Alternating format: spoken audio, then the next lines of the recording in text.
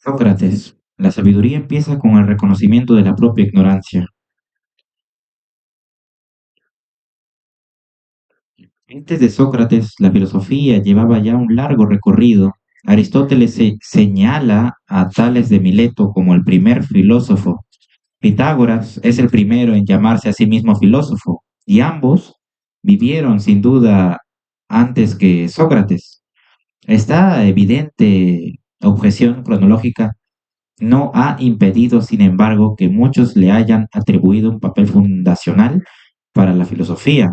Ya en la antigüedad, un pensador tan influyente como Cicerón le califica de padre de la filosofía. Y los intérpretes modernos no han hecho sino abundar aún más, si cabe, en esta singular paternidad fuera de tiempo. A partir del siglo XIX, es habitual colocar a todos los filósofos anteriores a Sócrates dentro de una categoría llamada filosofía presocrática, lo que parece arrojar sobre ellos una sombra de interinidad, de estado aún no nato. Por seguir con la metáfora biológica, puede decirse que con Sócrates llegan a la madurez una serie de tendencias intelectuales que llevaban largo tiempo gestándose. Les dio una unidad y un propósito mucho más reconocibles tanto para sus coetáneos como para nosotros. A la vista de lo que se acaba de decir, tal vez sorprenda saber que Sócrates es una figura singularmente desconocida, y no solo en cuanto a sus datos biográficos, sino también en cuanto a su pensamiento. Esta situación ha sido motivo de debate académico desde hace largo tiempo, hasta el punto de que ya se conoce convencionalmente con el nombre del problema de Sócrates. Dicho problema no consiste precisamente en que falten testimonios acerca de su vida y sus ideas, pues contamos con ellas en una cantidad comparable a los pensadores que mejor conocemos de la antigüedad. Se trata más bien de que estos testimonios nos han llegado en un formato que no contribuye a que podamos sacar nada en claro de ellos. Parte de la culpa de esta situación se debe al hecho de que no se conserva nada escrito por el propio Sócrates, ni siquiera unos fragmentos sueltos citados en obras posteriores, como ocurre a menudo con los autores de su época. En el caso de Sócrates, no hay nada en absoluto, y no porque sus textos se perdieran, sino porque a pesar de ser uno de los pensadores más públicos e influyentes de su momento, se negó a poner sus ideas por escrito. Se negó. Tampoco fundó ninguna escuela ni ninguna sociedad filosófica, ya fuera pública o secreta, ni tuvo discípulos en el sentido que la mayoría de filósofos, no tuvo discípulos en el sentido de que la mayoría de filósofos de la época los tenía. A todo eso se habría negado también Sócrates, y de forma además deliberada, según coinciden en señalar los textos conservados de personas que lo conocieron en vida, así como los de otras que pertenecían a su mismo entorno histórico y geográfico. Este es, de hecho, uno de los escasos puntos en que los textos acerca de Sócrates coinciden. El rechazo de Sócrates a poner por escrito o fijar de cualquier otro modo su pensamiento guarda una relación muy especial con la que fue su mayor originalidad como filósofo, y que consiste en el empleo de un método. Por supuesto, si tomamos esta palabra en un sentido amplio, como conjunto de pasos dirigidos a su fin, no puede decirse que alguien haya podido ser su inventor, pero tanto la generalidad del procedimiento que diseñó Sócrates como la total deliberación y radicalidad con la que se atuvo a él fueron mucho más allá de lo que se había visto hasta entonces. Esa es la gran diferencia de la forma socrática de hacer filosofía, y no es exagerado decir que, como proyecto racionalizador de la experiencia, la filosofía, al igual que la ciencia, por lo demás, consiste en eso antes de que ninguna otra cosa, en particular, antes que en el objetivo que se proponga el método y en la forma concreta que éste pueda adoptar. Ciertamente diversos aspectos del pensamiento previo avanzaban ya en esta dirección, muy especialmente el razonamiento matemático que Bertrand Russell ha señalado como la primera fuente de inspiración de la filosofía griega. No obstante, La lectura de los razonamientos de los filósofos presocráticos, cuando salen del terreno matemático, no puede menos que sorprender al lector moderno por su carácter intuitivo y aparentemente aleatorio, por su falta de método. En definitiva, el método de Sócrates consistía en un estilo de conversación diseñado para sacar a la luz las contradicciones entre las distintas creencias de las personas. De acuerdo con esto, no podía haber una conversación mejor que otra, ni una conclusión separable de la conversación que había llevado hasta ella, razón por la cual no tenía demasiado sentido ponerlas por escrito. Desde la perspectiva del propio Sócrates, su muerte no debería haber cambiado nada en este sentido, pues su método era tan suyo como de cualquier otro que quisiera aplicarlo. Huelga decir que sus discípulos no lo vieron igual, pues de otro modo apenas habríamos tenido noticia de su nombre. Eso sí, para dar su testimonio escogieron una forma de escritura que no tiene nada que ver con el tratado, la biografía o cualquier otro género diseñado para describir la vida o las ideas de alguien. La razón era que no pretendían describir, sino más bien proseguir la actividad de Sócrates. En cierto modo, hacer como si éste siguiera vivo. El resultado fue el diálogo socrático, réplica literaria y formalizada de las conversaciones que mantenía Sócrates cotidianamente por las calles de Atenas. Un nombre se asocia a este género por encima de cualquier otro, el de Platón, al que debe añadirse también el de Genofonte, discípulo de Sócrates, como él, y autor de varios diálogos socráticos.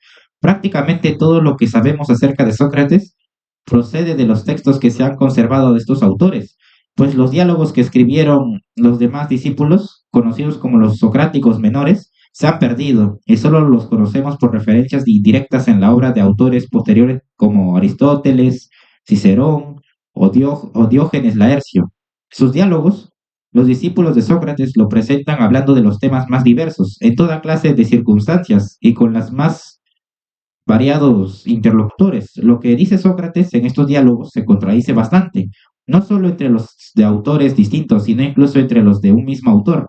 En algunas ocasiones se le presenta hablando con gente que no pudo haber conocido, o en escenarios donde casi con toda certeza no estuvo, e incluso hay un diálogo que lo sitúa después de la fecha de su muerte.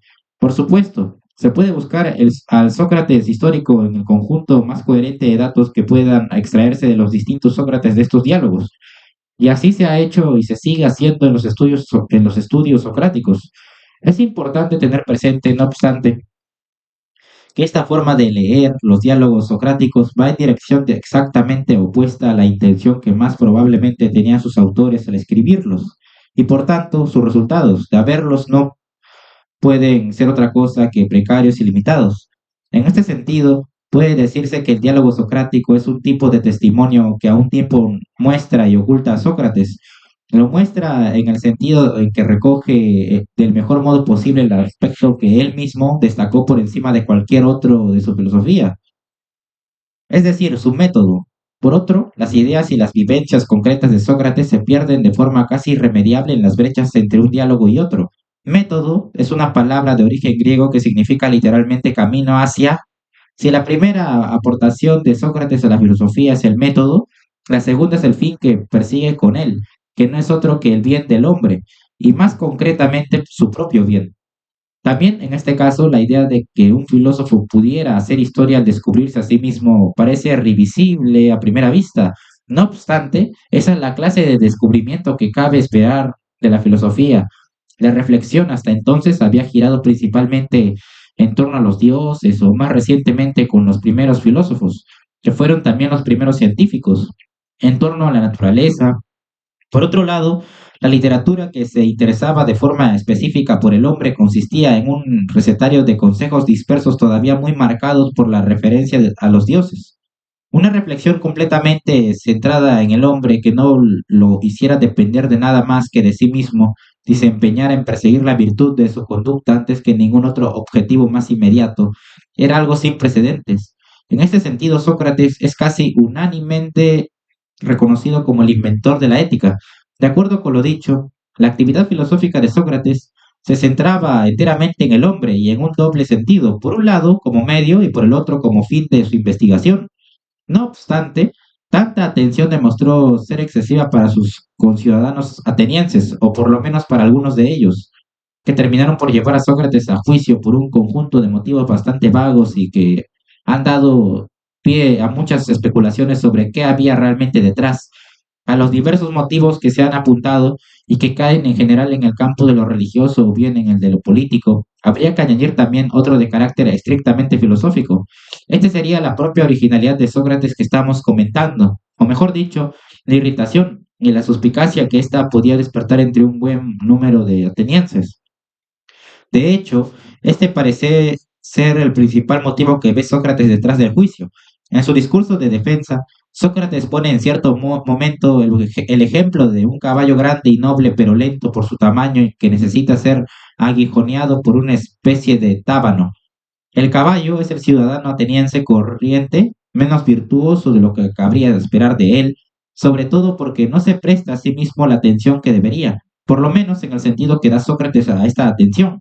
El tábano no es otro que el propio Sócrates, dispuesto a posarse durante todo el día aquí y allá, con el fin de despertar, persuadir y reprochar a los atenienses su conducta. Si hace falta uno por uno, irónicamente, como veremos, esta es otra de las originalidades de Sócrates. Su consejo después de decir esto es, no llegaréis a tener fácilmente a otro semejante, atenienses, y si me hacéis caso, me dejaréis vivir. Obra. Sócrates no escribió nada, pero a su muerte surgió todo un género literario dedicado a su persona y su filosofía, conocido con el nombre de diálogo socrático. La lista de autores de diálogos socráticos es amplia y podría extenderse hasta nombres contemporáneos como André Gide, pero solo se incluyen así aquellos que cabe considerar discípulos directos suyos. Se trata de Antístenes, Aristipo de Cirene, Esquines, Euclides de Megara, Fedón de Elis, Genofonte y Platón. Solo los diálogos de estos dos últimos se han conservado. Diálogos socráticos de Genofonte. Tanto la apología como las memorables giran en torno a la defensa de Sócrates en relación con su juicio del año 399 a.C. Otros diálogos en los que presenta a Sócrates hablando sobre diversos temas son el banquete y el económico. Diálogos socráticos de Platón. Cabe distinguir un primer grupo de diálogos escritos durante su juventud y que reproducen con mayor fidelidad los temas y los métodos propios de su maestro Sócrates. Se trata de la apología, monólogo que inspira el género de los diálogos, el Critón, el Laques, el Eutifrón, el Lión, el Lisir, el Carmides, el Gorgias, el Hipias menor, el Hipias mayor, el Protágoras. Algunos incluyen también el libro 1 de la República. Un segundo grupo de diálogos escritos durante la madurez de Platón realizan una transición hacia temas y metodologías más propias de este que de Sócrates. Se trata del Menón, el Fedón, la República, libros 2 a 10, el Banquete, el Fedro, el Eutidemo, el Menéxemo y el Crátilo. En un último grupo de diálogos platónicos que se suponen escritos en su vejez, la propia figura de Sócrates va perdiendo importancia. Se trata del Parménides, el Teéteto, el sofista, el político, el Timeo, el Critias, el Filebo y finalmente las leyes, donde Sócrates ya no toma parte. Cronología comparada. 469 a.C. Nace Sócrates en el Demo de Alopece, una aldea cercana a Atenas. Su padre, Sofronisco, era de profesión cantero y su madre, Fenarete Comadrona. 460 a.C. Probable fecha de nacimiento del historiador y militar ateniense Tucídides, autor de la historia de la guerra del Peloponeso. 456 a.C. Muerte de Esquilo, el primer gran representante de la tragedia griega y antecesor de Eurípides y Sófocles. 450 a.C. Platón sitúa a Sócrates en conversación con dos filósofos, Parménides y Zenón, que se encontraban de visita en Atenas para las grandes Panateneas. 443 a.C. Pericles accede al cargo de estrategos en el que se mantendrá hasta su muerte en 429 a.C. 433 a.C. Sócrates acude con regularidad a la casa del rico Calias, donde también se reúnen y ofrecen sus enseñanzas sofistas como Protágoras, Pródico o Hipias. 432 a.C. Sócrates participa como hoplita en la batalla de Potidea, donde salva la vida y la armadura de Alcíbiades. 431 a.C. Comienza la Guerra del Peloponeso, desarrollada de forma intermitente durante las 3 décadas siguientes, terminará con la hegemonía de Atenas. 424 a.C. Sócrates participa en la batalla de León, su segunda campaña en el ejército ateniense. 423 a.C. Dos de las piezas cómicas presentadas a concursos en los festivales dionisíacos de aquel año, Conos de Ameipsias y Las nubes de Aristófanes, tienen por protagonista a Sócrates. 420 a.C. Sócrates contrae matrimonio con Jantipa, mujer de mayor nivel social, con la que tendrá 3 hijos, Procles, Sofronisco y Menéxeno. 415 a.C. Inicios de la desastrosa campaña de Sicilia, una serie de profanaciones previas a la partida siembra del el clima de Casa de Brujas, que más tarde se girará como contra Sócrates. Contra Sócrates. 406 a.C. Sócrates es el único senador que se opone a la mayoría de la asamblea en el juicio a 10 generales atenienses. 404 a.C. Sócrates vuelve a arriesgar su vida al desobedecer la orden de arrestar a una persona para su ejecución. 404 a.C. Capitulación de Atenas. A la entrada de las tropas espartanas a la ciudad, la democracia reemplazada por el gobierno oligárquico de los 30 tiranos. 399 a.C. Acusado de impiedad y de corromper a los jóvenes, Sócrates es juzgado y condenado a muerte. Capítulo 1. Filósofo sin obra. Sócrates no dejó ningún testimonio escrito acerca de su filosofía, por lo que todo cuanto sabemos de él es a través de miradas ajenas, la del ciudadano medio de Atenas, expresada en la comedia, y la de los discípulos de Sócrates, expresada en los diálogos socráticos. El primer texto conservado que habla de Sócrates es una pieza teatral titulada Las nubes, escrita por Aristófanes y estrenada en el año 423 a.C. en Atenas. El filósofo realiza su primera aparición en escena con los pies metidos en un cesto y suspendido de una cuerda en el aire.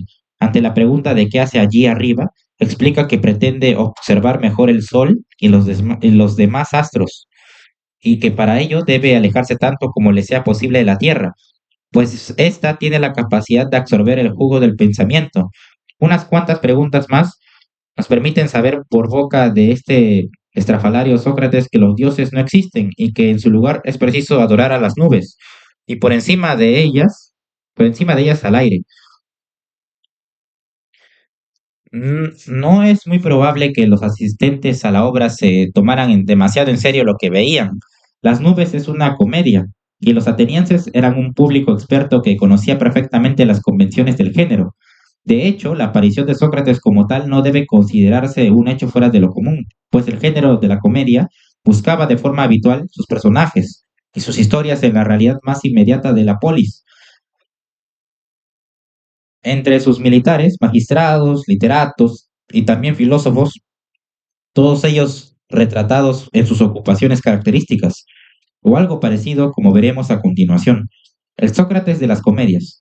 De acuerdo con el espíritu competitivo característico de la época, el estreno de las comedias tomaba la forma de un concurso que resolvía un jurado elegido entre los ciudadanos en el marco de unos grandes festivales religiosos conocidos como Grandes Dionisias, que se celebraban al término del invierno.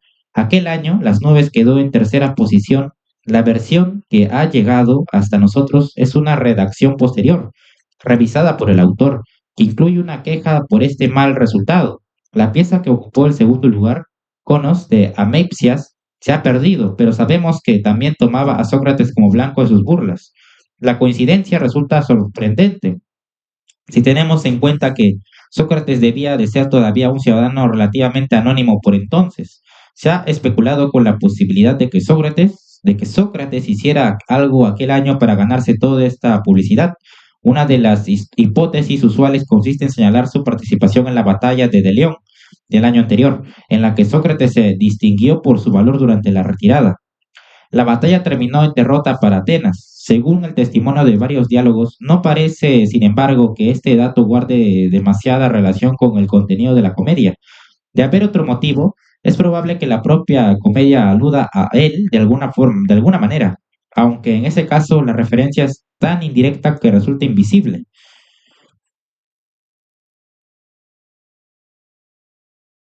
Un dibujo del poeta Wilhelm Müller representa un momento de la comedia Las nubes en la que Estrep- Strepsiades ve por primera vez a Sócrates. El filósofo se encuentra suspendido de un cesto en el aire.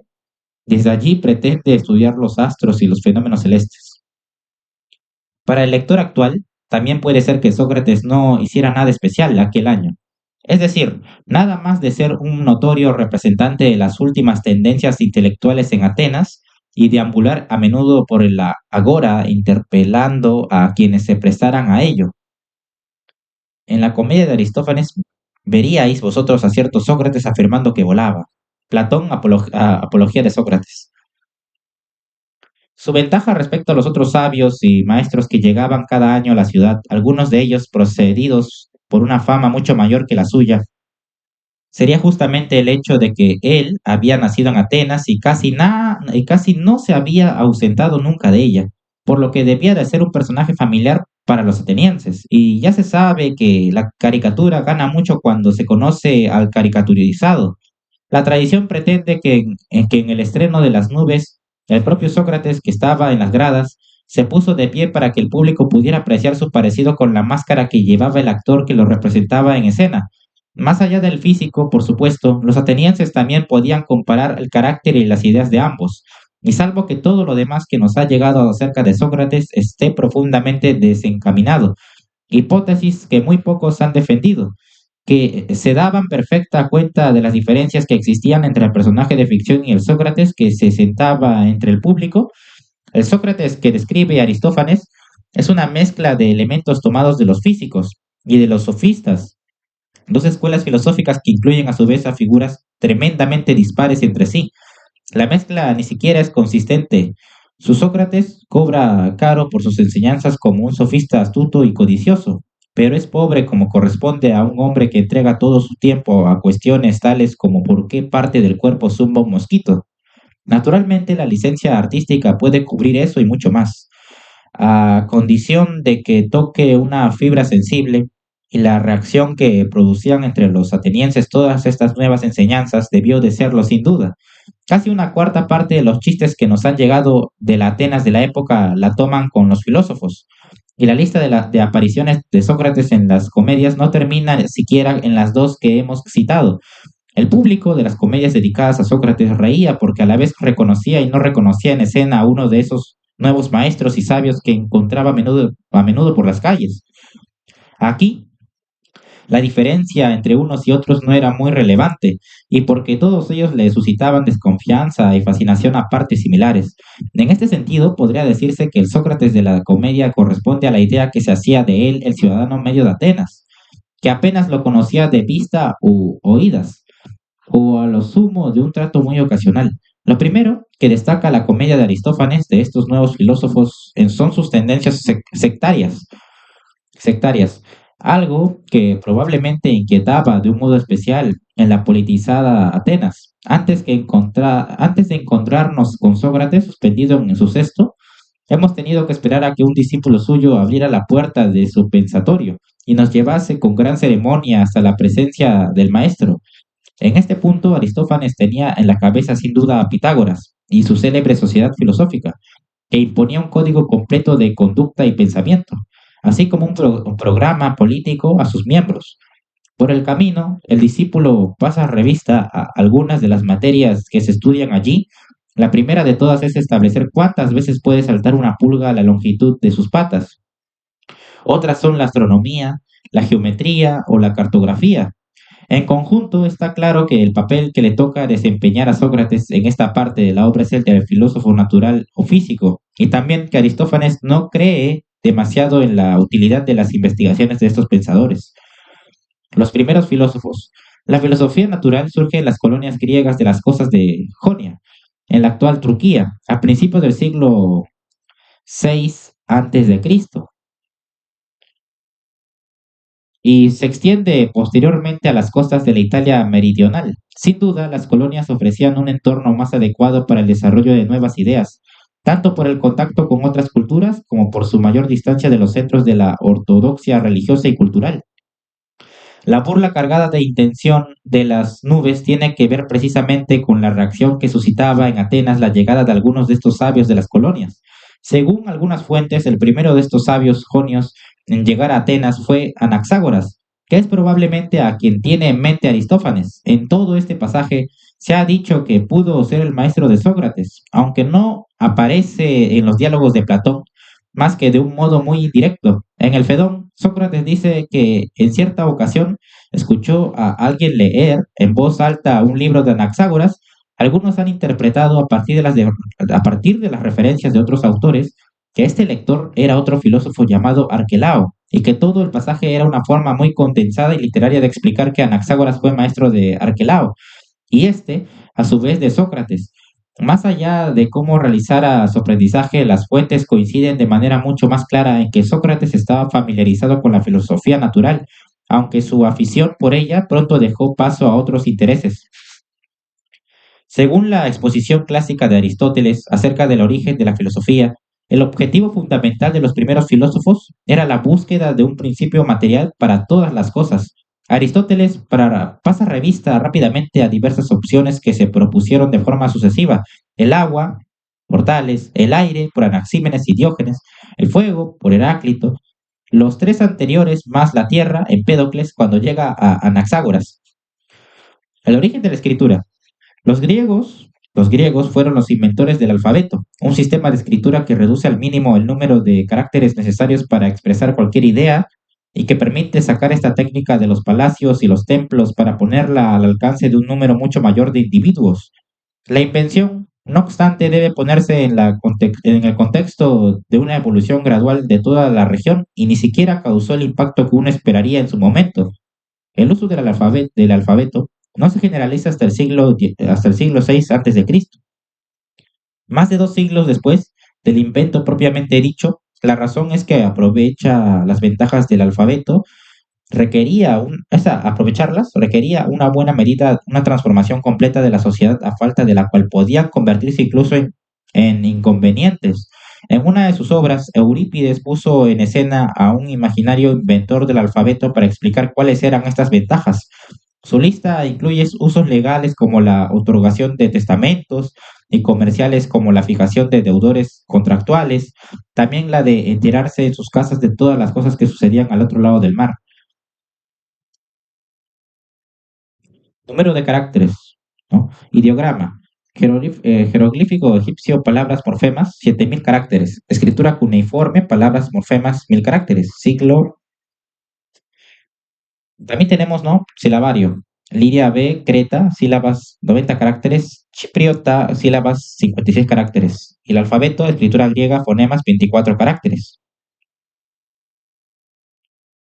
La tradición ha evolucionado hasta el punto de proponer una pluralidad infinita de ingredientes que en un origen se hallaban en porciones tan pequeñas que resultaban indistinguibles del aire que los unía.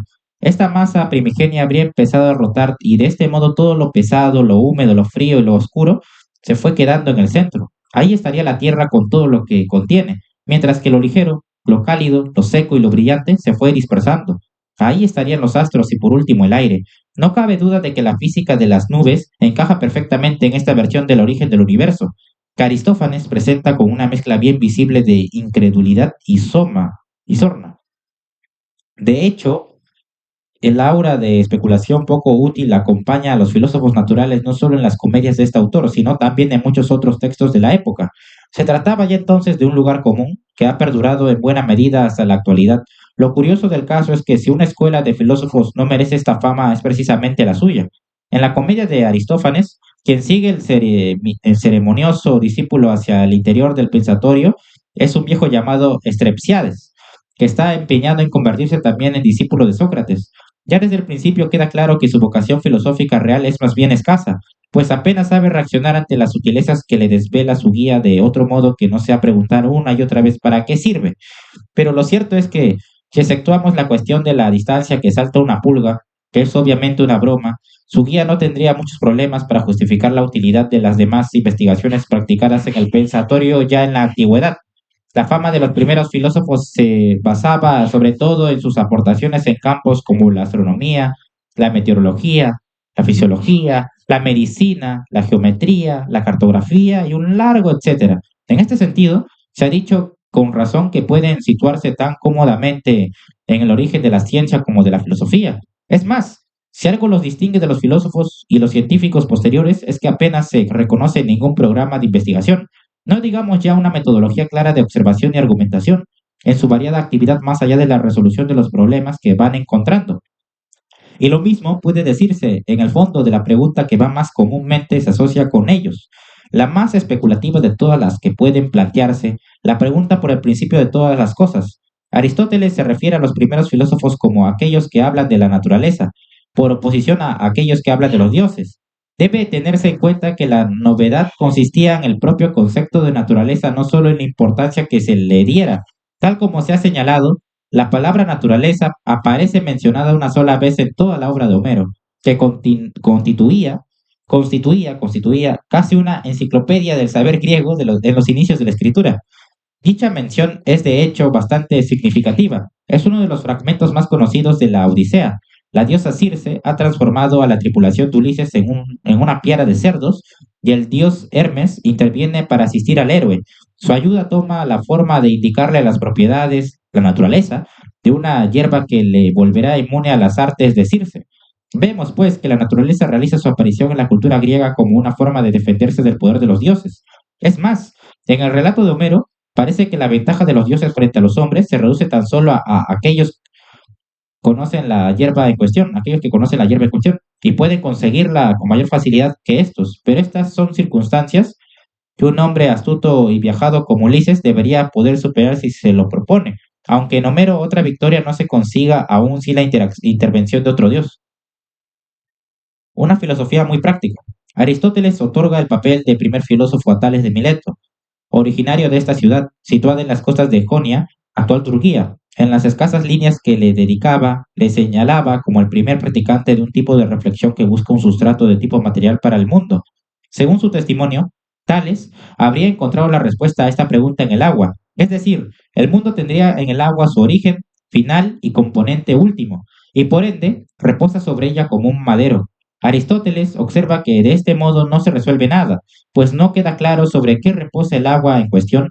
Es improbable, no obstante, que Tales diera a esta teoría la misma relevancia que le atribuye Aristóteles dentro de su exposición.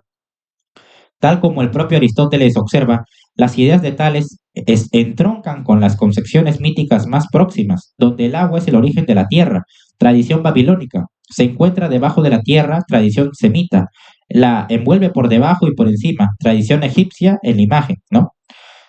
En la imagen mental. Es razonable suponer, por tanto, que las referencias de Tales al agua son un intento más bien práctico de armonizar estas distintas tradiciones. Un sabio despistado, antes de Aristóteles, lo que Herodoto había destacado de Tales fueron sus consejos al rey Creso sobre la mejor organización administrativa de su reino. Su propuesta de cavar una zanja para desviar el curso de un río y permitir el paso de su ejército, así como su predicción de un eclipse que al parecer cambió la suerte de una batalla, no parece que esta hoja de servicio se encaje en el perfil de lo que hoy llamaríamos un sabio despistado.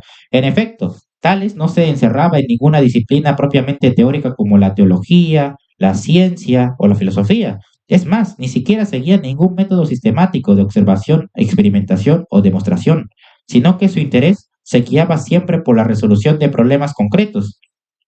Y sin embargo, el tópico del sabio despistado nace en esta misma época, e incluso se podría decir que a propósito de Tales, según Platón, hasta las esclavas se reían de él porque cierta noche estrellada dio con sus huesos en el fondo de un pozo mientras iba observando los cielos. El nacimiento de la teoría va inmediatamente acompañado de una reacción burlona a su alrededor. aun cuando esta teoría incipiente fuera extraordinariamente práctica a sus ojos de alguien más moderno, y aunque los demás filósofos pudieran sumarse ocasionalmente a la burla, siempre que se tratara de otro filósofo, claro está, no tarda en surgir también el espíritu gremial. Así, Aristóteles compensa la anécdota de Platón con otra de signo contrario. Harto de oír cómo tachaban de inútil la filosofía, Tales demostró su utilidad en el terreno que más podía convencer a sus detractores, a saber, ganando una fortuna con el alquiler de presas de aceite después de prever cuándo sería la mejor cosecha de aceitunas.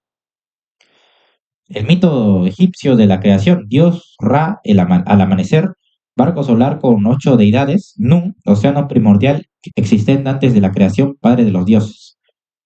Los filósofos naturales recurren a la naturaleza con fines no muy distintos a los de Ulises. También ellos son miembros destacados, a menudo aristocráticos, de sus comunidades, por lo general, colonias griegas alejadas de sus comunidades de origen, y que mantienen un estrecho contacto con distintas culturas a través de la escritura, de la navegación, del comercio, de la guerra. La pregunta por el principio de todas las cosas es una de las primeras con las que podía encontrarse una persona así. En un contexto de contacto creciente entre culturas míticas y religiosas diversas, su intento de dar una respuesta única obedece, por un lado, a la necesidad de dar solución al conflicto entre tradiciones dispares. Y de hecho, las respuestas que proponen son en buena medida reelaboraciones y armonizaciones de las propias explicaciones míticas que pueden encontrarse en su entorno geográfico.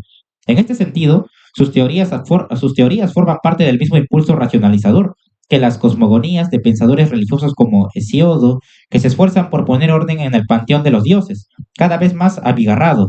No obstante, lo que distingue a estos pensadores de los que se mantienen aún en la esfera de la reflexión religiosa tradicional es el empeño por formular la solución a estos conflictos en términos naturales.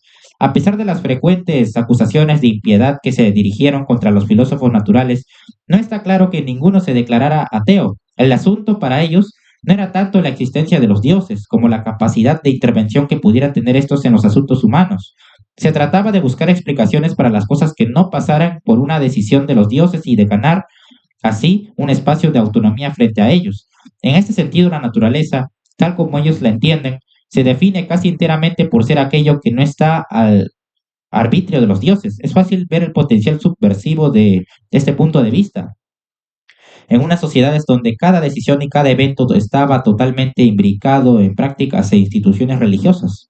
¿Para qué perder el tiempo participando en todas esas liturgias y preguntando a los oráculos si los dioses no intervienen en los asuntos humanos? La crítica de Aristófanes a los filósofos naturales tiene más que ver con esta pérdida del referente moral de los dioses que con la falta de utilidad práctica e inmediata de sus investigaciones. Para los atenienses, que se preocupaban por el abandono de las prácticas religiosas y las tradiciones ancestrales de la ciudad, una tensión que era naturalmente mucho más fuerte en Atenas que en las colonias, la orientación geográfica que obtenía el navegante gracias al conocimiento de los astros no podía compensar la pérdida de orientación moral que llevaba asociada si los dioses dejaban de tener parte en todo ello. Anaxágoras, precisamente, había tenido que huir de Atenas pocos años antes del estreno de las nubes por haber dicho que la luna no era más que una piedra. En este sentido, la burla de Aristófanes corta en las dos direcciones cuando describe la entrada de Estrepsiades en el pensatorio. Lejos de ser muestra de una mayor sensatez, la fijación del viejo con la utilidad de cada cosa le vuelve incapaz de entender nada que vaya más allá de sus intereses más estrechos. Cuando el discípulo le explica que la geometría sirve para medir la tierra y elaborar mapas, Estrepsiades solo es capaz de entender que están hablando de parcelación de terrenos para su venta. Pero en el fondo, viene a decir Aristófanes, hacer un mapa de la tierra y hacer negocios dudosos con ella no son cosas que estén tan lejos entre sí. A ojos de muchos atenienses, el nuevo saber va de la mano de una pérdida de orientación moral. En este sentido, el aprendiz de físico y el viejo avaricioso son tal para cual.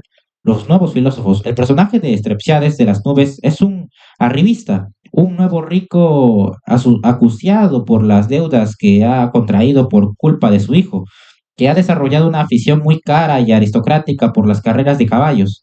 En la segunda mitad del siglo V a.C., Atenas era en buena medida una ciudad de nuevos ricos. La victoria final frente a los persas en la Tercera Guerra Médica 479 hasta 449 a.C., le había entregado la hegemonía naval en el Mediterráneo. lo que se tradujo en una gran expansión comercial, en un contexto donde el comercio, la explotación colonial y la piratería no resultaban siempre fáciles de distinguir. La moneda, inventada hacia poco más de un siglo, había facilitado además la disolución de los antiguos lazos clientelares en beneficio de las relaciones mucho más anónimas y cambiantes propias del mercado. En una estampa que debía de ser habitual, este nuevo rico es acosado por sus propios vecinos para cobrar los intereses de los préstamos que ha contraído con ellos. Se trataba de un mercado financiero donde los préstamos se daban entre particulares y se asentaban a menudo en lazos ancestrales de clan y tribu, unos lazos que pronto se revelaron impotentes para controlar la situación. El resultado fue una extraordinaria proliferación de litigios de toda índole, aunque la mayoría relacionados con el nuevo invento de la moneda. Uno de los acreedores de Strepsiades se lamenta por tener que llevar a un miembro de su propio demos ante los tribunales, a pesar de lo cual asegura al público reunido que no piensa deshonrar a la patria, faltando al deber de denunciar a sus vecinos. Se trata de una broma, claro está, pero una que expresa bien el conflicto de lealtades que vivía la ciudad. El litigio constituía, pues, un destino casi inevitable para el ateniense y el nuevo rico se presentaba ante los tribunales. El poder del dinero. En los grandes imperios administrativos de Babilonia o Egipto, los materiales de más valor, como la plata o el oro, no salían de los templos y los palacios. Lo único que se movía eran representaciones simbólicas de ese valor, emitidas y gestionadas por una burocracia centralizada. La unión del material valioso y el signo que así lo representa en un mismo objeto fácilmente transportable revolucionó la relación del individuo con las autoridades. Las primeras monedas, arriba, comenzaron a circular en la región de Lidia, en Asia Menor, alrededor del año 600 a.C. Estaban hechas de electro, una aleación natural de oro y plata, y su valor era elevado, lo que indica que servían ante todo para el almacenamiento y el transporte de valor. No obstante, el valor de las monedas no dejaría de bajar en los siglos siguientes, al tiempo que aumentaba su presencia en las transacciones cotidianas, así como el número y la variedad de estas mismas transacciones. Es difícil exagerar el impacto que tuvo este proceso sobre las estructuras sociales tradicionales. Con un claro sentimiento de inferioridad respecto al aristócrata que gozaba de una educación muy superior, lo mismo le ocurría en las otras grandes instituciones de la democracia ateniense, sobre todo en la asamblea, donde todos tenían el mismo derecho a tomar la palabra y someter propuestas a votación. De hecho, si uno examina el sistema de democracia directa y extraordinariamente celosa de la igualdad política de los ciudadanos que imperaba en Atenas, casi se puede decir que el gobierno de la ciudad no era más que el orador que aquel día había logrado convencer a la asamblea. En este contexto debe entenderse la figura del sofista, que es otro de los papeles que le toca desempeñar a Sócrates en esta obra. Cuando en las nubes, Sócrates le pregunta a Strepsiades por qué se presenta ante él. Su respuesta no puede ser más clara. Quiere aprender a hablar. Concretamente quiere poder ir a juicio y convencer al jurado de que no debe nada a nadie. Aunque, por supuesto, no sea esa la verdad, la cosa no va tan en broma como podría parecer. El buen uso de las palabras para convencer a una audiencia era, en efecto, la pieza central de la oferta educativa de los sofistas, una nueva especie de filósofos itinerantes que llegaban a la ciudad desde los más diversos lugares. Su actividad era totalmente profesional y al parecer muy lucrativa. Se decía que Protágoras, uno de los primeros y más famosos sofistas, había amasado una fortuna enseñando a hablar a los hijos de los nuevos ricos. Las enseñanzas que le ofrecen a Strepsiades en el pensatorio, más específicamente, incluyen asuntos relacionados con la flexión y el sentido correctos de las palabras, con la versificación poética y sobre todo con el arte de la composición de discursos contrapuestos en disputas modeladas a imagen del escenario judicial. Esta lista de una idea bastante aproximada del tipo de enseñanzas que impartían sofistas reales como Gorgias o Protágoras, aunque había grandes variaciones. Protágoras, por ejemplo, extendía sus intereses a lo que hoy llamaríamos las ciencias sociales, y algunos, como Hipias, se mostraban dispuestos a enseñar cualquier materia a cambio de un precio. En todo caso, puede reconocerse un desplazamiento general del objeto de estudio, desde la naturaleza hacia asuntos más próximos al hombre. Pero este desplazamiento va estrechamente ligado a su vez a otro cambio que afecta a la función misma del conocimiento. sea, si habéis oído a alguien decir que yo intento educar a los hombres y que cobro dinero, tampoco esto es verdad. Sócrates en la Apología. Ya no se trata de una noble aportación del sabio a la comunidad, sino que el sabio se pone expresamente al servicio de los intereses particulares de un cliente y cobra por ello. En este sentido, es preciso poner la evolución de la filosofía en Grecia en el contexto de la transferencia del saber de las clases aristocráticas tradicionales a las nuevas clases pudientes nacidas del comercio y de la movilidad social propiciada por el creciente uso de la moneda. La técnica de argumentación que tratan de enseñarle a Strepsiades en el pensatorio de las nubes, de forma totalmente infructuosa, también es típica de la sofística. Se trata de explotar la discrepancia entre lo que hacen los dioses según los mitos y lo que se supone que encarnan como modelos morales, con el fin de exonerar al orador de su deber de cumplir con tal o cual precepto, en este caso el deber de pagar las deudas. La mitología griega ofrecía sin duda un amplio terreno de juego para esta clase de argumentación, dada la conocida tendencia de sus dioses a las riñas familiares y a los comportamientos menos que honrosos. Pero si este recurso fallaba, siempre quedaba el terreno de juego aún más amplio de las disputas entre los hombres. Los griegos usaban la palabra convención, nomos, para referirse a las leyes, las costumbres y demás normas que los hombres se dan a sí mismos. Se trata de una palabra que gana gran relieve en los debates filosóficos de esta época, igual que lo había hecho antes la palabra naturaleza. En cierto modo puede decirse que lo hacen de la mano, como ha señalado el filósofo contemporáneo Alasdair MacTaggart. El pensamiento griego evoluciona en respuesta al contacto entre culturas y tradiciones diversas, así como la transformación interna de sus sociedades. En la medida en que los dioses dominan totalmente el imaginario de estas culturas, este contacto se traduce en un conflicto entre divinidades. El concepto de naturaleza es una manera de suavizar y gestionar este conflicto, pero en la medida en que este concepto logra su cometido, los protagonistas del conflicto toman cada vez más el aspecto de hombres. El concepto de convención da nombre a esta nueva situación y trata de gestionarla abriendo un nuevo diálogo con el concepto de naturaleza. Platón nos ha legado el juicio general de que el desplazamiento del interés de la naturaleza a la convención por parte de los sofistas obedece a un abandono del interés por la verdad, es decir, a un creciente relativismo. No obstante, los propios diálogos de Platón muestran una complejidad mucho mayor en las reflexiones de los sofistas sobre la relación entre convención y naturaleza. Así, sofistas como Gorgias, Calícles o Trasímaco defienden en diversos tonos y matices que la naturaleza constituye la auténtica moral, frente a la cual la moral convencional sería una represión ilegítima.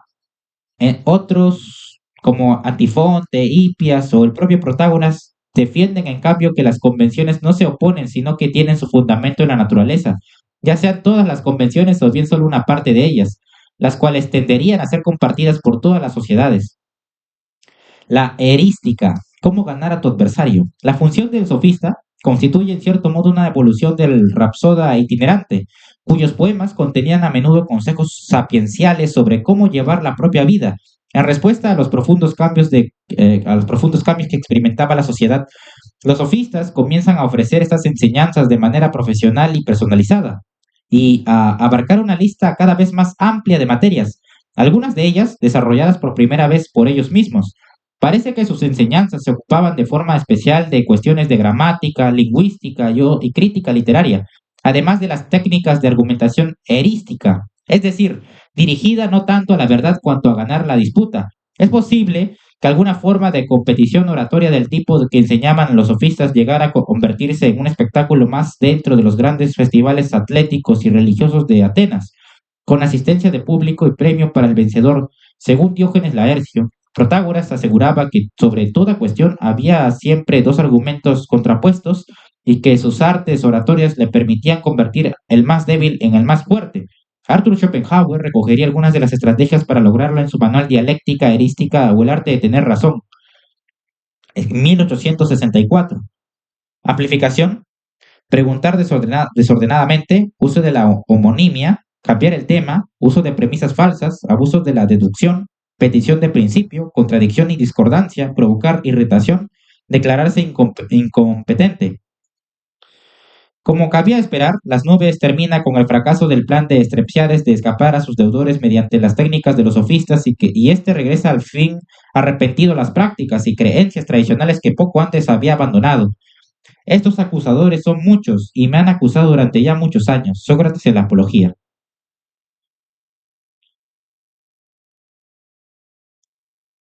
En cierto modo, su ingenua creencia en el poder mágico de las palabras sugiere que no ha salido nunca del universo mental litúrgico religioso en el que había crecido.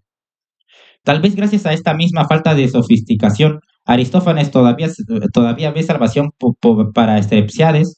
No parece que pueda decirse lo mismo de Sócrates y sus discípulos. A la vista del final de la obra, Strepsiades prende fuego al pensatorio con todos ellos dentro. La conclusión que nos ofrece el conservador Aristófanes es que el abandono del universo religioso tradicional lleva irremisiblemente a la disolución moral de la sociedad.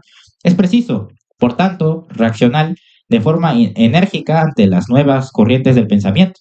A medida que progresaba la guerra del Peloponeso y los años de esplendor de Atenas tocaban a su fin,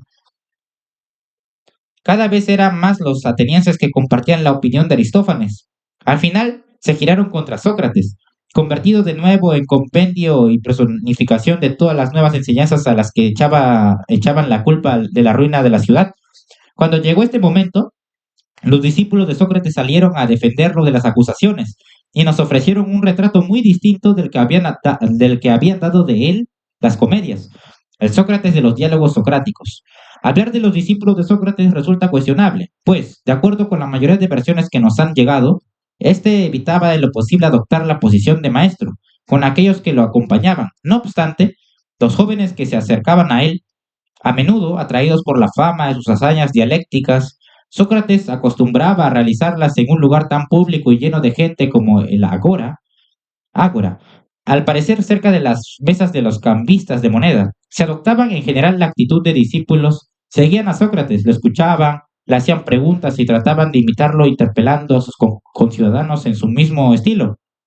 A la muerte del filósofo, llevaron lo que habían aprendido de la escritura y crearon un género literario que gira enteramente en torno a su figura.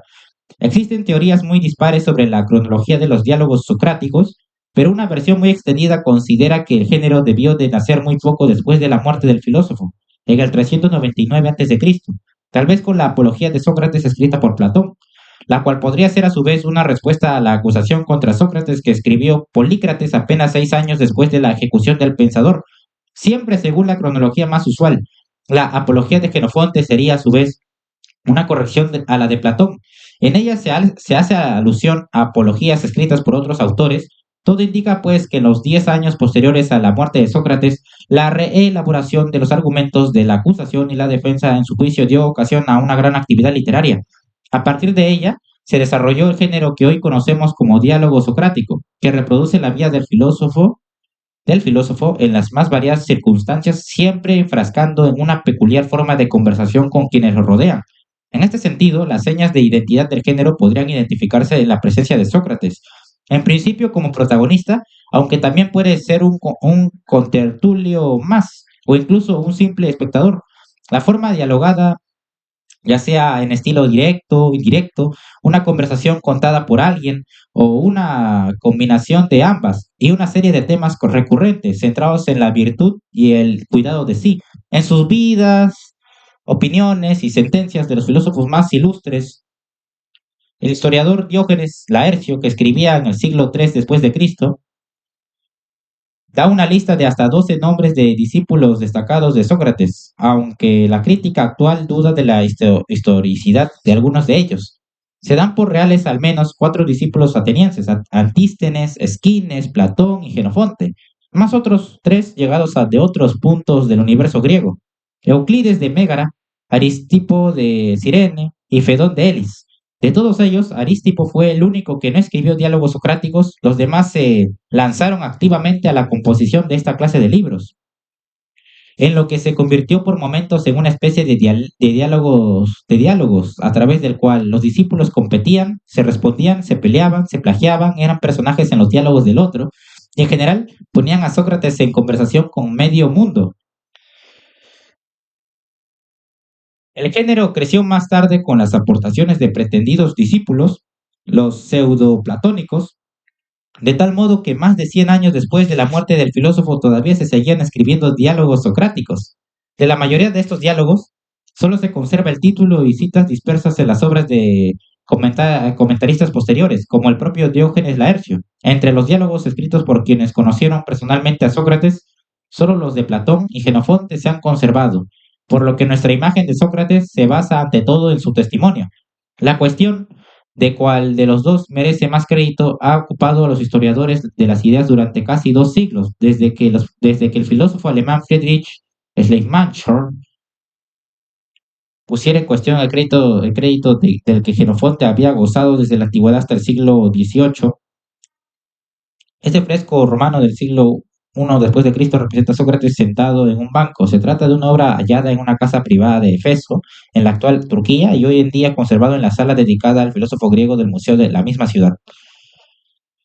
La crítica de Schleiermacher se basaba en considerar que Jenofonte se excede en su defensa de Sócrates, hasta el punto de convertirle en un pensador totalmente convencional.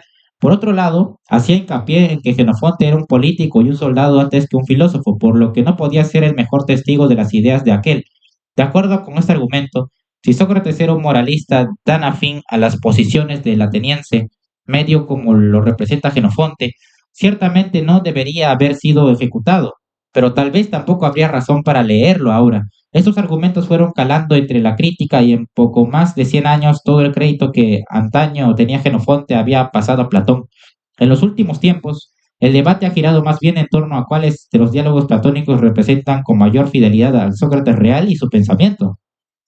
En la medida en que muchos lectores perciben diferencias importantes entre las ideas y actitudes que manifiesta en distintos diálogos, Jenofonte y Aristóteles, y en menor medida el propio Aristófanes, juegan a menudo el papel de árbitros en esta clase de debates académicos, de tal modo que una determinada idea o rasgo se considerará más atribuible a Sócrates si ellos también se lo atribuyen.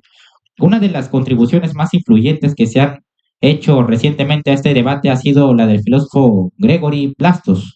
Según este especialista, cabe distinguir por un lado un primer grupo de diálogos escritos por Platón mientras aún era joven y la influencia de Sócrates conservaba su ascendente sobre él, en los que ofrece un retrato básicamente fiel del Sócrates histórico. Con el tiempo, dicho ascendente habría perdido fuerza y Platón tendería cada vez más a desarrollar el pensamiento de Sócrates en direcciones totalmente nuevas. En respuesta tal vez a ciertas lagunas y problemas que encontraba en sus planteamientos, a partir de cierto punto, Sócrates se habría convertido en un mero portavoz de Platón. La lista de diálogos socráticos de juventud ha sido y sigue siendo motivo de disputa entre especialistas, pero hay cierto consenso en incluir la apología de Sócrates, el Cármides, el Critón, el Eutifrón, el Gorgias, el Hipias Menor, el Ión, el Laques y el Protágoras.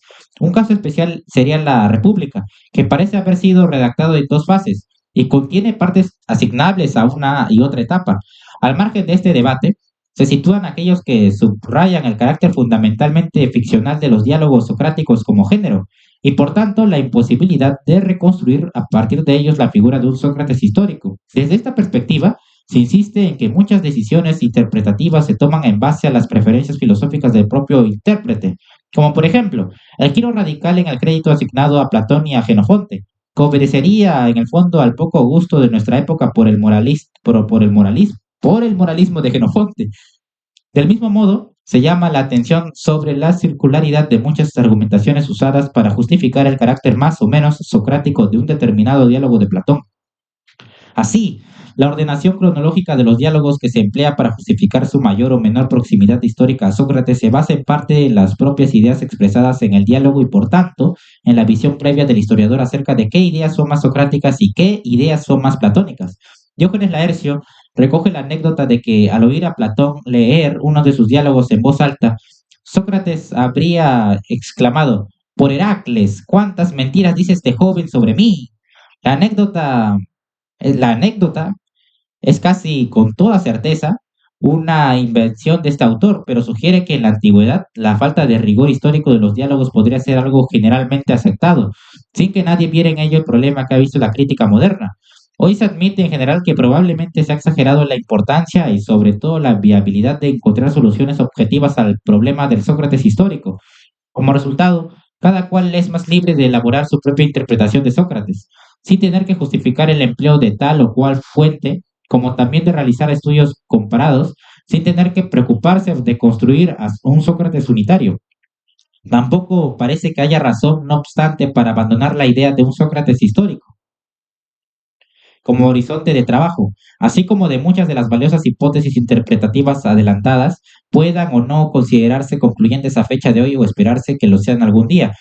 En lo que sigue nos mantendríamos fieles a la idea de un Sócrates histórico y daremos prioridad a la visión que ofrece Platón sobre él y de manera muy especial a los diálogos platónicos que la mayoría de los especialistas ha considerado más socrático. Dentro de estos daremos también un protagonismo muy superior al diálogo que menos controversia ha suscitado como testimonio sobre Sócrates, la Apología de, de Platón, siendo la obra con la que arranca el género y la que marca las claves de todos los diálogos posteriores. La Apología es curiosamente el menos dialogado de todos ellos y en este sentido el menos representativo. En efecto, el libro consiste en una serie de discursos y de defensa que realiza el propio Sócrates el día de su juicio y en los que explica en primera persona su proyecto filosófico. El diálogo sigue recogiendo hoy la visión fundamental que la mayoría de personas tiene sobre Sócrates, y todos los demás diálogos se leen, en cierto modo, desde él. El Sócrates histórico.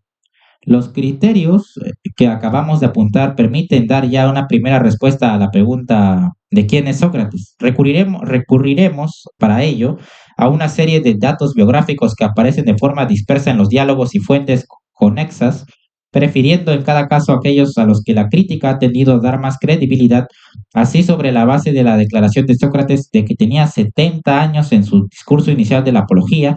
Se ha concluido que Sócrates nació en el 469 hasta 468 a.C. Algunas de ahí, ¿no? Algunas fuentes antiguas llegan a situar la fecha exacta en el 6 del mes de Targelión, en torno al mes de mayo, aunque la sintonía de esta fecha con la del nacimiento de Platón, el día siguiente sumada a otras coincidencias con el calendario religioso, sugieren que se trata de una reelaboración posterior. Sócrates era hijo de Sofronisco, escultor de taller, y Finarete, que a la muerte de su esposo trabajó como partera. Su familia era del demo de Alpese, un suburbio de Atenas próximo al monte Pantélico, donde se hallaban las canteras de las que salía la materia prima para muchas esculturas destinadas a la Acrópolis y a innumerables casas privadas. Sus orígenes artesanos le atribuyen un nivel social comparativamente bajo en relación con la mayoría de los filósofos que le precedieron. No obstante, la Atenas de aquella época ponía al alcance de todos los ciudadanos, de todos sus ciudadanos libres una educación básica en la lectura, la escritura y el cálculo. Y según parece, Sócrates también tuvo acceso a la gimnasia y la música. Algunas fuentes le atribuyen incluso gran afición por ambas, y se especula con la posibilidad de que tocara la lira. Por lo demás, la familiaridad que demuestra Sócrates en los diálogos con la literatura y el pensamiento del momento se ha atribuido a la propia vida cultural de Atenas. Una época marcada por la guerra. El esplendor de Atenas se sitúa a caballo entre la victoria contra los persas en las guerras médicas de 499 hasta el 449 a.C. y la derrota ante los espartanos en la guerra del Peloponeso en el 431 hasta el 404 a.C. Se trata de un periodo marcado de manera casi constante por la guerra, y esto es cierto no solo del siglo V antes de Cristo, sino de unos cuantos siglos antes y después, y no solo de Grecia, sino del conjunto del Mediterráneo. Antropólogos e historiadores sitúan el elevado nivel de violencia de este periodo en el marco de un proceso de socavamiento de las estructuras sociales tradicionales a raíz de una combinación de cambios tecnológicos, sociales, económicos o culturales, cuyo resultado es la progresiva emergencia de un individuo autónomo frente a la comunidad, así como de una lógica social marcada por la inestabilidad y la tendencia expansiva. Sócrates es uno de los primeros en criticar el creciente individualismo de Atenas, así como su necesidad de crecer y expandirse a cualquier precio. No obstante, él mismo encarna mejor que nadie al nuevo individuo que ha emergido en la historia, una nueva forma de hacer la guerra. La nueva sociedad urbana, artesana y comerciante de Atenas permite la aparición de un nuevo tipo de guerra, de guerrero, el hoplita. Se trata de un soldado de infantería pesada, oplón viene de equipamiento, armado con coraza, nemidas, espinilleras, casco, escudo, lanza y espada corta. Todo ello pagado por él mismo. Estos soldados eran ciudadanos libres que habían dispuesto del tiempo y los medios necesarios para entrenarse, luchaban en formación y de manera disciplinada, y no tenían rival en los anárquicos ejércitos de esclavos y campesinos de los persas y demás pueblos bárbaros. Por más que delante fueran los nobles a caballo, pronto habría hoplitas griegos batallando como mercenarios en las guerras de todo el mundo y enseñando a los demás a luchar. Detrás de ellos irán los sabios griegos a explicar cómo vivir en el nuevo mundo de individuos que aquellos acababan de imponer. A sus numerosos festivales y concursos literarios, además de la presencia habitual de sabios procedentes de todo el Mediterráneo, tomando con ansias en mis manos el libro, me puse a leerlo lo más aprisa que pude, pero salí defraudado. Sócrates en la Apología. Mención aparte merece la creciente circulación de libros y las oportunidades sin precedentes que estos ofrecían para el contacto con nuevas ideas. Los diálogos presentan a Sócrates como un buen lector, pero crítico con lo que leía hasta el punto de advertir en el Eutidemo contra los libros mismos como un acceso engañoso al saber. A la edad de 18 años, los jóvenes atenienses eran presentados a la ciudad para su pleno reconocimiento como ciudadanos, lo que implicaba también su participación en algunos de los deberes cívicos que conllevaba la ciudadanía. El primero era un servicio de 2 años en la milicia ateniense para su formación de cara al combate. Parece que Sofronisco murió alrededor de esta época, lo que convirtió a Sócrates en el responsable legal de su madre hasta que ésta se casó otra vez. Por los mismos años en que Sócrates debía de estar dedicado a su formación militar, en torno al 450 a.C., Platón los sitúa hablando con dos grandes filósofos de visita en la ciudad, Parménides y Zenón. Atenas era una ciudad de gran actividad cultural y a la que asistían visitantes de todo el Mediterráneo. Por citar solo los festivales más espléndidos, anualmente se celebraban las Panateneas, las Dionisiacas y las Eleusinas, dedicadas respectivamente, de acuerdo con el celo religioso que conservaba la ciudad, a Atenea, Dionisio y Deméter, que combinaban las ceremonias litúrgicas con concursos y exhibiciones atléticas, musicales, poéticas y teatrales. Platón no da más referencias sobre Sócrates hasta el año 433 a.C., cuando menciona sus visitas en la casa del río Calias, donde se reunían los sofistas más célebres del momento. Como correspondía al hijo de un artesano, Sócrates debió aprender el oficio de su padre en el taller. Cierta tradición le atribuye la autoría de uno de los dos relieves de las Gracias halladas en la Acrópolis. Se trata de una obra relativamente tosca y poco original, de acuerdo con la modesta categoría que se atribuye a la producción paterna. Fuera cual fuera su participación en esta escultura, lo cierto es que Sócrates no prosiguió el oficio familiar, sino que optó por dedicar su vida a la filosofía. Puesto que siempre se negó a cobrar por esta actividad, se ha supuesto que debió de heredar de su padre un patrimonio suficiente para mantenerse. Algunas fuentes antiguas cifraban este patrimonio en una casa y una cantidad de dinero en torno a las 70 minas, por las cuales su rico amigo Critón, que le habría hecho de banquero, le pagaba intereses. Si tenemos en cuenta que un 12% anual era un porcentaje de intereses usual por entonces, es bien posible que Sócrates pudiera permitirse el ocio imprescindible para sus ocupaciones filosóficas. Tal como dice en uno de los diálogos escritos por Genofonte, el ocio es el mayor bien que se puede tener. Cuestión distinta es si con el tiempo este patrimonio fue menguando hasta ponerlo en dificultades económicas. Algunas fuentes le echan la culpa de esta situación a la gestión financiera de Critón. En su discurso de la Apología, Sócrates reconoce haber descuidado sus asuntos y arruinado su patrimonio para dedicar su vida a la filosofía.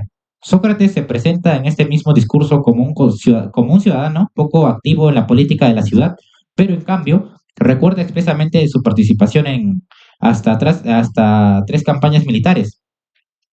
Así, Sócrates habría tomado parte en el sitio de Potidia hasta 432 y 429 a.C., El inicio mismo de la guerra entre Atenas y Esparta, que se prolongaría durante las 3 décadas siguientes y que terminaría con la derrota de su ciudad. En esta batalla, no obstante, la victoria fue para Atenas, y el valor de Sócrates fue descrito con gran admiración por el joven noble Alcíbiades, a quien, según parece, salvó la vida. Similares elogios mereció su participación en la derrota de León en 424 a.C. Según asegura el general Laques en el diálogo del mismo título, la victoria en esta batalla habría caído de su lado si todos los atenienses se hubieran conducido con el mismo valor que Sócrates. A pesar de su buen desempeño militar, Sócrates mantuvo siempre su condición de soldado raso. Dentro de las distintas categorías que existían en el ejército ateniense, le correspondía la de óplita, lo que suponía que podía costearse él mismo su equipamiento. Superaba la cincuentena. Sócrates participaría aún en la batalla de Anfípolis en el 422 a.C. Estas campañas militares serían, por cierto, las únicas ocasiones en las que el filósofo se ausentó de la ciudad. En Acritón hay quien se ríe de ello diciendo que había viajado menos que los cojos, los ciegos y otros lisiados, algo muy poco frecuente entre los sabios y pensadores de la época. Con posteridad a esta fecha, es decir, ya mayor Sócrates, se casó con Jantipa, una mujer bastante más joven que él y también de mejor posición social, lo que tal vez contribuyera a sostenerlo económicamente. Son interminables las anécdotas que nos han llegado sobre el mal carácter de Jantipa y las frecuentes discusiones que se vivían en la casa de Sócrates, a las que éste habría asistido con resignación ejemplar. Más allá de las diferencias que pudiera haber en el matrimonio, la descripción que da el Fedón de los últimos instantes del filósofo sitúa a Jantipa no solo presente en la escena, sino además dando tan vivas muestras de dolor que fue preciso que alguien se la llevara. Por lo demás, Sócrates tuvo 3 hijos de Jantipa, llamados Lamprocles, Sofronisco y Menexeno, sobre los que no existen más datos, aunque el estreno de las nubes en 423 a.C. indica que su actividad filosófica era anterior. En estos años se sitúan la mayoría de los diálogos platónicos, lo que sugiere un mayor reconocimiento público en esta etapa de su vida. El banquete, ambientado en torno al año 416 a.C., deja claras sus buenas relaciones con las capas más aristocráticas de la ciudad. Por lo que respecta al carácter de Sócrates, los diálogos describen a un hombre que destaca ante todo por su dominio de sí. Es más, la palabra misma que describe esta idea en griego, enkrateia, es una creación de los discípulos de Sócrates, entre ellos Platón y Genofonte. Existe un amplio anecdotario acerca de su extraordinaria capacidad de soportar el hambre, la sed, el frío, el cansancio e incluso los efectos del alcohol. Su dominio sobre su cuerpo causa impresión tanto en los helados campos de batalla del norte de Grecia, donde camina descalzo sobre la nieve y apenas se protege con una capa, como en los banquetes de sus aristocráticos amigos atenienses, donde es el único que conserva la compostura y hasta la lucidez cuando todos los demás están bajo la mesa por el efecto combinado del sueño, la saciedad y la bebida. Cuando se trata de dominar los deseos, las pasiones y demás impulsos que pugnan por adueñarse de las personas, el comportamiento de Sócrates no resulta menos extraordinario. Si volvemos al campo de batalla, vemos que Sócrates camina entre sus enemigos sin ceder al miedo ni a ninguna otra pasión, así como si lo hiciera por las calles de Atenas en un día corriente. Sócrates es un buen soldado, pero no un héroe comparable a los de la tradición literaria griega. Lo que lo convierte en especial es que su virtud en combate no depende tanto del valor cuanto del puro dominio de sí, que en algunos pasajes se describe casi como inhumano. Esta actitud constituye además su mejor escudo ante sus enemigos, que según se nos dice, prefieren enfrentarse a otros antes que a él. Los dramáticos eventos y el enrarecido ambiente político que acompañaron al final de la guerra entre Atenas y Esparta en 404 a.C. afectaron de forma muy directa al entorno más próximo de Sócrates.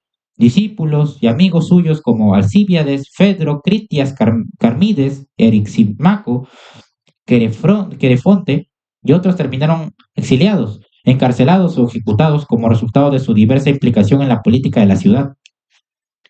A pesar del empeño que puso Sócrates en mantenerse al margen de cualquier actividad política, él mismo no tardaría en seguir el mismo camino. En este sentido, el juicio y la condena de Sócrates en el año 399 a.C., tras una acusación de impiedad presentada por el ciudadano Meleto, no fue ningún acontecimiento extraordinario. A pesar de ello, iba a convertirse en una de las escenas más revisitadas de la historia. Como ya hemos apuntado, lo extraordinario de la escena no era realmente nada de lo que ocurrió allí aquel día. Lo mismo podría decirse de las circunstancias más bien intrascendentes que acabamos de reseñar acerca de la vida de Sócrates y que han debido extraerse con cierto trabajo de menciones ocasionales en los diálogos dedicados a su persona. Está muy claro que lo más interesante de esta vida no fue nada de todo esto, a ojos tanto del propio Sócrates como de aquellos que le conocieron. Lo verdaderamente original e interesante de ella es algo que en cierto modo indetectable al nivel de los hechos, y es que fue una vida vivida de forma enteramente deliberada, de acuerdo incluso con un método. En el próximo capítulo trataremos de examinar con más detalle en qué consiste esta originalidad y a la vez que repasaremos de nuevo las palabras, los hechos y las circunstancias de la célebre escena del juicio.